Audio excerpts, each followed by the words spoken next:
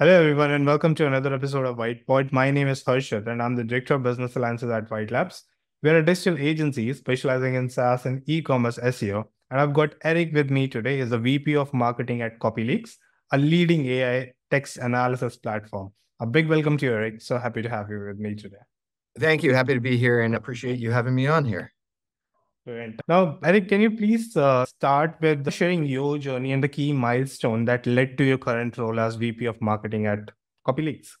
Yeah, absolutely. So thank you for the question. I've been doing this marketing thing for 20 years now. And to be honest with you, stumbled into it. I recall after graduating, rudderless. I knew I wanted to do something within marketing or PR, but I stumbled into ultimately kind of landing on my feet and having a greater sense of ultimately what I wanted to accomplish and do. And after the first few roles, settled down, started to think about, okay, what does this career arc look like? What makes the most sense here? What do I enjoy? What do I think I'm good at? And ultimately, there were a couple opportunities where I could have gone down, say, an SEO route or a PR route or different areas of specialization, but made the intentional decision to be more of a generalist, if you will. And so that was like a key decision point within my career trajectory. And fast forward today, 15 years or so, I'm still on that path, overseeing marketing here at CopyLeaks. And I like to empower the team and really have a team of specialists that are able to allow us to build out like the vision that we have for the marketing team and really grow the organization. So that I would say is, quote, my superpower and the focus here at CopyLeaks. That's brilliant. All right, let's talk a bit about CopyLeaks. I would love to understand, like, what are the core USPs and what are the main competitive edge that you've got? It's a pretty crowded space that you're in. Yeah. So I guess to give a little bit of a long-winded response there, the company's been around about 8 years, and it started as a plagiarism detection platform, an AI-based plagiarism detection platform. And as you kicked off, you said that CopyLeaks is an AI-based text analysis company. And that is ultimately the root of everything that we do. And with that, we were able to then extend significantly beyond just core plagiarism, which is a massive problem that we're solving for, particularly academia, a lot of ed tech, et cetera. And when ChatGPT was released in November 2022, we were able to quickly release AI detection. Again, that's the core of what we've been doing and the reason we were able to deploy that quickly. And so that was really like a starting point of the evolution of this brand, quite frankly. And we're moving in the direction of helping institutions, educational institutions, enterprises really navigate the ever-changing landscape of Gen AI. So we're since that migrated into things like governance so that ChatGPT and Gen AI could be deployed responsibly in the organization. And we're really about, when thinking about our mission and kind of a focus, is really balancing technological advancement with content integrity, transparency, and ethics. And that's ultimately what we're doing and will continue to do as a brand. Gotcha. Well, that's brilliant. And to be honest, I believe any company, any website produces content, they have a good use case of your solution altogether. But I understand from a marketing point of view, you have to niche down. Yeah, absolutely. Again, the release of ChatGPT was just a pivotal moment, I think, for society as a whole, but like focusing in solely on CopyLeaks, everything started to change there in terms of the product suite, in terms of the type of audiences and users that we were attracting who ultimately use our products to solve real world problems. Just everything really changed there. And now that the dust has settled a bit with this whole ChatGPT thing, it's all about governance and deploying AI responsibly. Yeah, makes sense. All right. Now let's talk. You're doing pretty brilliant on the SEO front. I would love to understand like what specific strategies are working really well on your favor.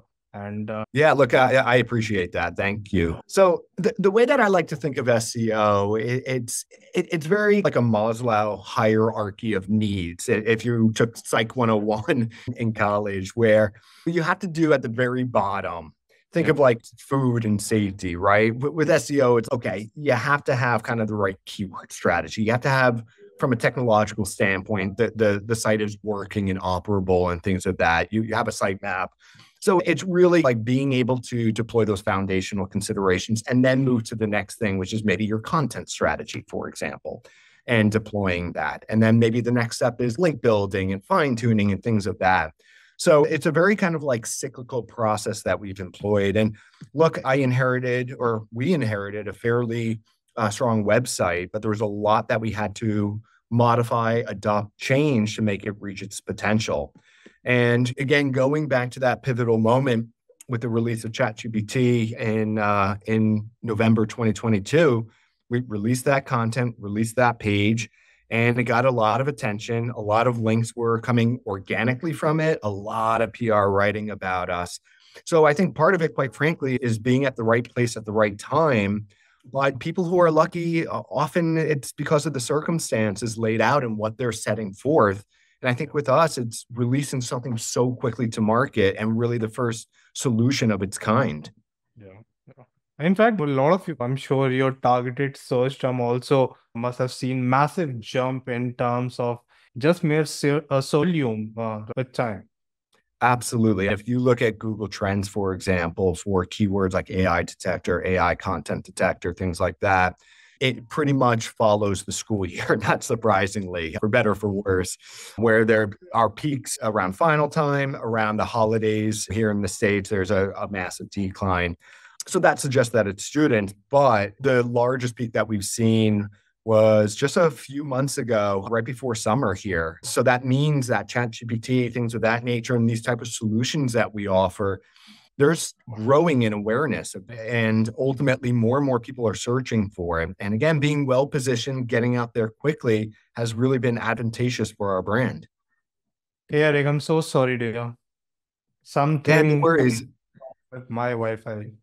I think we were talking about the search volume. Change the question. I think that. Yeah, that's fine. Yeah. Let's do this. So what are the biggest, let's talk a bit more about CopyLeaks, basically. I would love to understand what are the biggest challenges that you see in AI governance and basically intellectual property protection piece altogether, and how exactly the platform basically addresses these issues. That's right. I would say the biggest challenge perhaps in 2023 was that we were a bit ahead of the market in terms of awareness around the need for AI governance. So we released governance products, had a lot of conversations, whether people reaching out to us at conferences, and it really required a lot of education at the time. Like, what are the risks associated with ChatGPT and the like, why you need a governance solution, et cetera. This year, it's very different. It appears that the market has caught up, that folks are aware of the inherent risks behind Gen AI and the need for kind of solutions in place to avoid leakage and things of that nature. So I think right now that biggest challenge has shifted from being out there early to one of just building awareness for the brand in this space. We're well known in academia. Again, that's like our core lane. Less so within kind of the enterprise side. So it's really having some focus around these are the key solutions that we offer, the key verticals that align with that, and then deploying awareness and go-to-market strategies and sales strategies to start to build that funnel of awareness for us. Interesting. All right. And, Eric, you have built pretty high-performing marketing teams in the current organization as well as in the past. What are some of the key strategies that you use to have basically foster a driven culture within your teams? Yeah, look, thank you for that. And thank you for the recognition there. Look, I like to take a very human-oriented approach to leading the team. And I tend to operate in the what space and let the team decide the how. And what I mean by that is the what is, hey, here's what we're looking to achieve. Here are our goals, things of that nature. You determine how we're going to approach that. And so obviously I'm there to brainstorm and lend my thoughts, but it's very empowering, that type of approach. And I also, this is really important, just again, with this like human-oriented approach, to recognize people and celebrate wins, no matter how big or small they will be, because then you get like a flywheel effect where people are motivated. They're motivated, have really good results. Because of the results, they're more motivated. And it's ensuring that's the operating cadence of the team. And it's been successful here. It's been successful when employed at other places. And I certainly recommend that approach to anybody else and folks that are listening. You will have a high impact team following that framework. Yeah, I'm sure. And because you mentioned flywheel, I'm sure like a big shout out to HubSpot as well for that. All right. I would love to now understand like when we look into the broader spectrum, like demand gen and lead gen and lead nurturing basically, what are the core strategies that you have in place for these two big broad objectives? Yeah, no, that's a great question. I would say at the end of the day, it's product solution like framework. You could have the best targeting, the best ads, but if kind of your messaging and the orientation doesn't follow that framework, good luck. So I think a lot of our focus is spent on that. And I'll be honest, most of our demand is coming organically. We do have paid channels and things of that nature, but I think it's having a strong visibility in the search engines, perhaps ChatGPT with their search engine in the not too distant future. That's been really our cash cow and primary channel.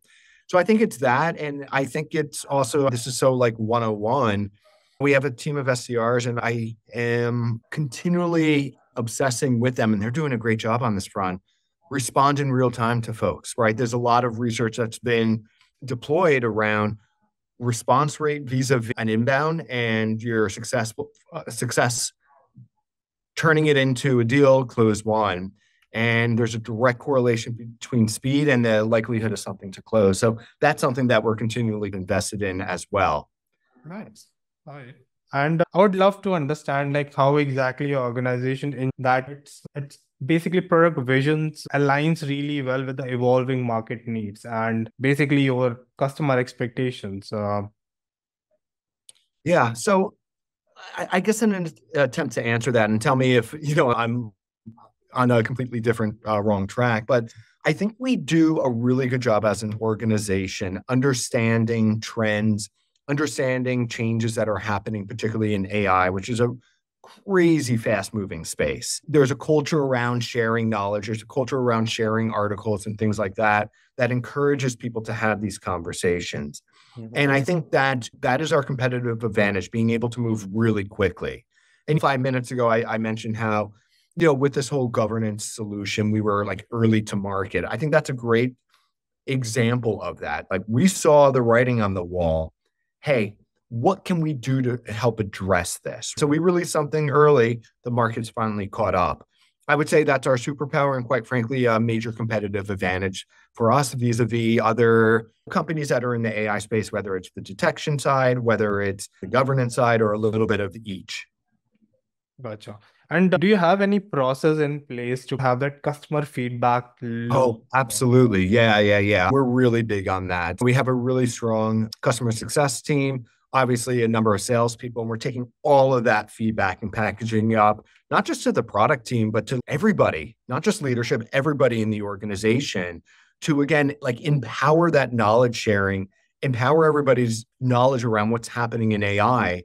And therefore, it makes these conversations very organic and easy to have around, hey, let's consider this, or hey, this isn't a regular thing that we're seeing. What can we do here to potentially address or solve for this? Gotcha. And I think I would love to collect your thoughts specifically for the space that you're in, basically around community marketing. Do you have any such strategy in mind or in place already ongoing within your company? And what specifically? I'm sorry? Community marketing. Community marketing. Yeah, we do have a large social presence and somebody who's ultimately responsible for that.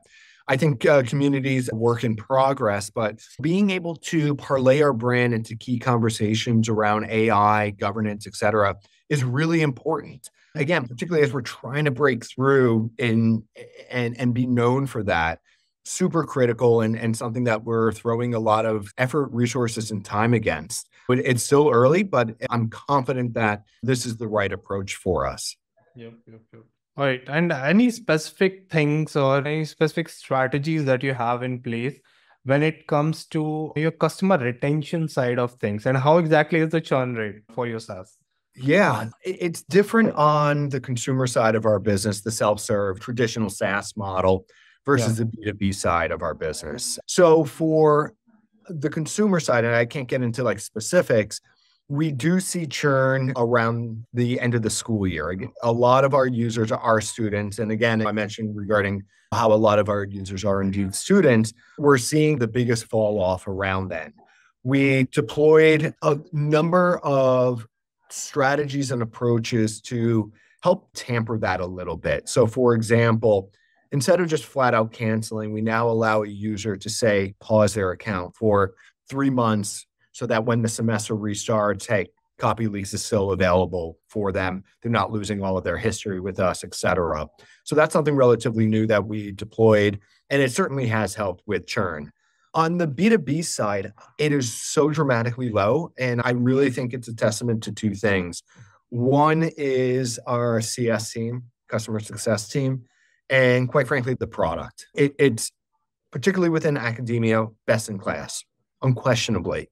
And once a institute sees the platform and understands how it compares with alternatives, it's, I don't want to say a no-brainer, but it's a pretty easy decision. And therefore, there's retention baked into it. Gotcha. All right. Now coming back to some of the basics, I would love to understand like how do you approach when you're developing and executing go-to-market strategy for say a new product or a feature?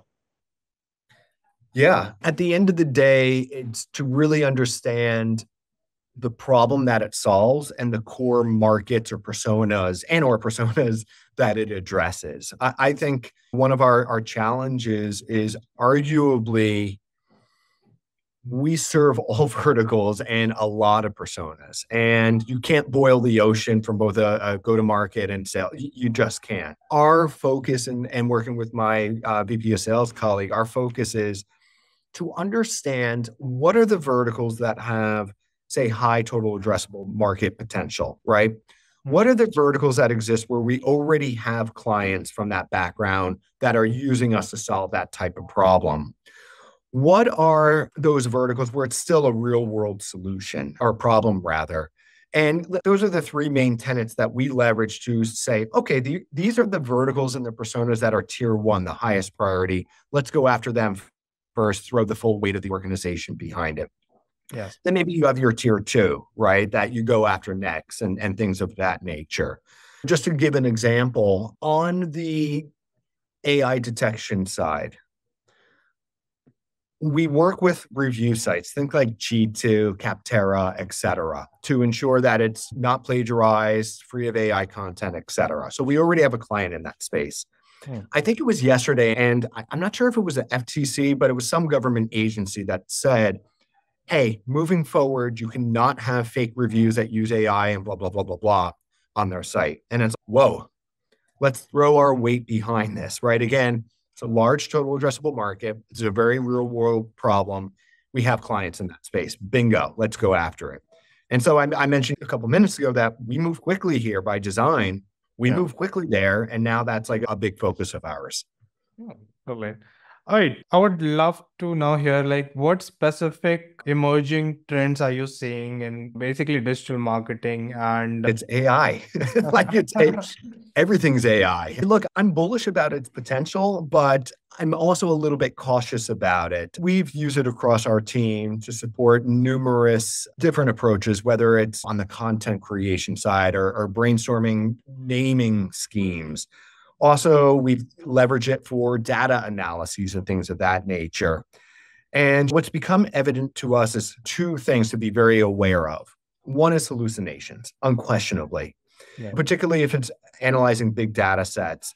I'm really dialed in when using it for that because I continually see it making up things, sharing false numbers and false things that the data doesn't suggest. So definitely something to be aware of. And very related to that, these things need to be babysat. And by these things, the LLMs, you need to be very specific and declarative around your prompts. Because if you say, hey, just analyze this Excel, it's going to go off the rails real quickly. You need to use language like, hey, analyze this column and take a step-by-step approach to understand how it's correlated with this, and then calculate this. So you need to be very prescriptive. And even then, you're going to run into situations where you're going to get hallucinations.